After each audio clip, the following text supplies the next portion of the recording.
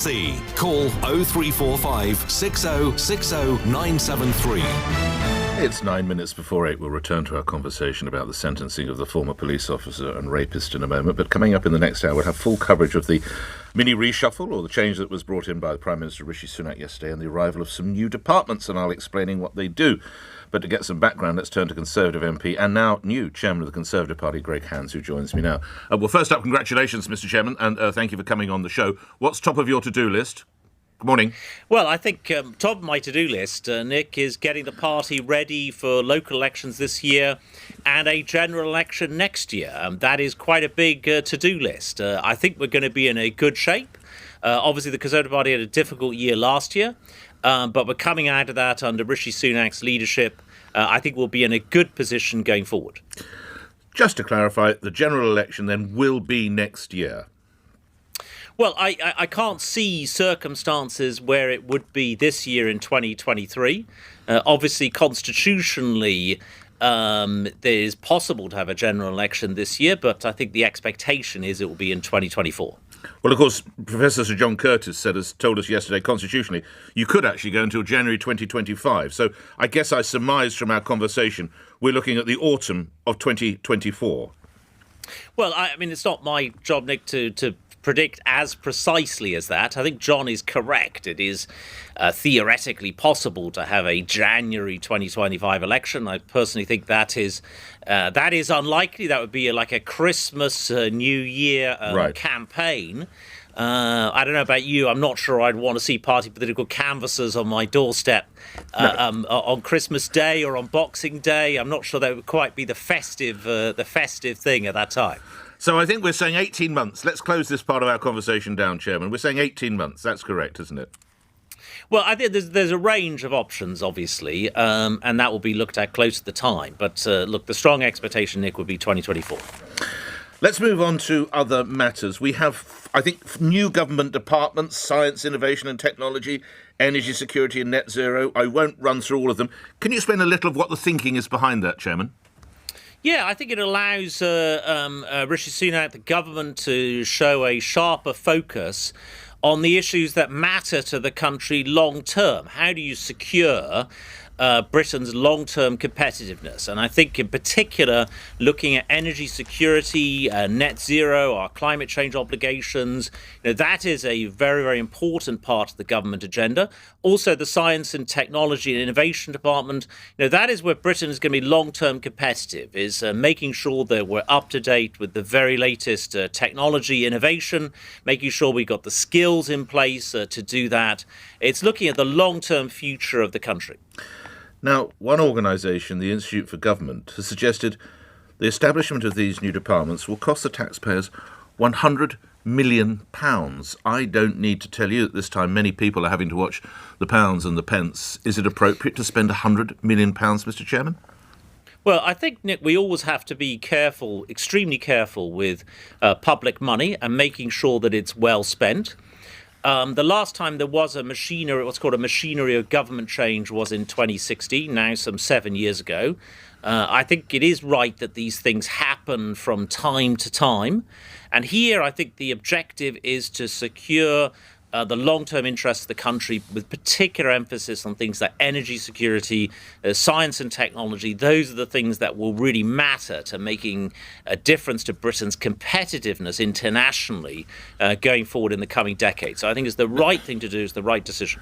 Can I just put it to you, Mr. Chairman, that many of my listeners who are perhaps struggling with their energy bills, frightened about their mortgages going up, when they hear that more politicians will be elevated to senior roles, as is appropriate, of course, by creating 4 new departments at £100 million, they're going to suggest you're out of touch. Not you. The party, the government is out of touch. Well, I don't think that's right. I mean, you honestly don't think someone who can't pay their mortgage is going to think £100 million to create a few more secretaries of state and ministers? You don't think that's a little out of touch, Mr. Chairman? Well, I think what people want to see is the government getting the decisions right for the long term. And you rightly mentioned energy and the short-term price pressures on energy, which we've all been feeling since Vladimir Putin's illegal invasion of Ukraine. But what people also want us to do is to make sure we've got energy energy security in the long term, to make sure that we've got diverse, low-carbon, clean energy sources, which the UK already is a world leader on. We've got the Western world's largest installed offshore wind capacity, for example. We've got excellent solar. We are rebuilding our nuclear. I think the public not only are concerned about their short-term energy bills, but also want to make sure the UK has got secure long-term supplies of energy. Can we talk about another matter? At the weekend, the Prime Minister suggested he'd look at withdrawing from the ECHR to help tackle illegal immigration. But yesterday, Sir John Major said that would do us, quotes, no favours. Now, the new Vice Chair, Lee Anderson, has been an outspoken advocate of leaving the ECHR. Would that be a vote winner? Would you be comfortable? Would you support that? Chairman. Well, look, I think we're waiting for the publication of new legislation from the Home Secretary soon on dealing with the boats crisis in the Channel. I'm expecting but I'm confident that legislation will be compatible with the ECHR.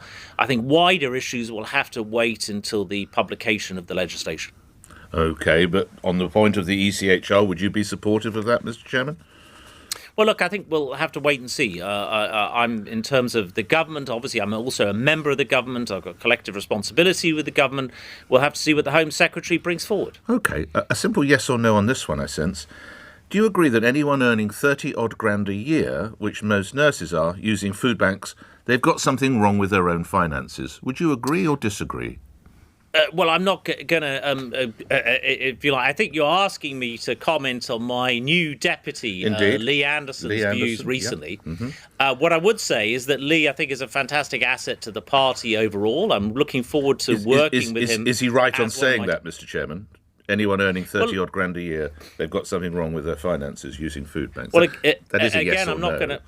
I'm not going to comment on things that have been said in the past. What I am doing is looking forward as chairman of the Conservative Party to working with Lee, getting the Conservative Party message out going forward. Lee will be a fantastic asset to the party. I think he and I will work together really well. That's what motivates me. Just lastly on Mr. Anderson, the new Vice Chairman, someone who said that, someone who's also said it's possible to cook a meal from scratch for 30p a day, and someone who also suggested that people, nuisance tenants, should live in tents in the middle of a field and be woken up at 6 a.m. to pick potatoes. How are those views an asset to the Conservative Party? Do explain. Well, look, I think you obviously concur with those. I take it from that you concur with those views, waking people up at 6 a.m. to go and pick potatoes. I haven't studied every single pronouncement made by Conservative backbenchers or any other backbenchers. Well, he's not a backbencher, is he, sir? He's the Vice Chairman. He's not even, no, he's now the Deputy Chairman of the Conservative Party. Yep. But in terms of things that may or may not have been said in the past, I don't have encyclopedic knowledge of what everybody has ever said in the past. What I am saying looking forward is that I think I'm not asking for everything, Mr. Chairman. Other deputy chairman. And lastly, on this point, I'm not asking for everything, Mr. Chairman. I'm asking cooking a meal from scratch for 30p a day, nuisance tenants being made to live in tents and get up at 6 a.m, and nurses on 30-odd grand not even being able to budget properly. Just those views. Presumably his promotion shows that this is in line with the Conservative Party of today.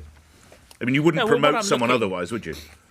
Well, what I'm looking for my deputy, and indeed all of my deputies and vice chairman, is to get on the front foot, put across the views of the Conservative Party, back up Rishi Sunak, our brilliant Prime Minister, the whole of the team, and to be a team player going forward. We've got important local elections. We've got a general election next year.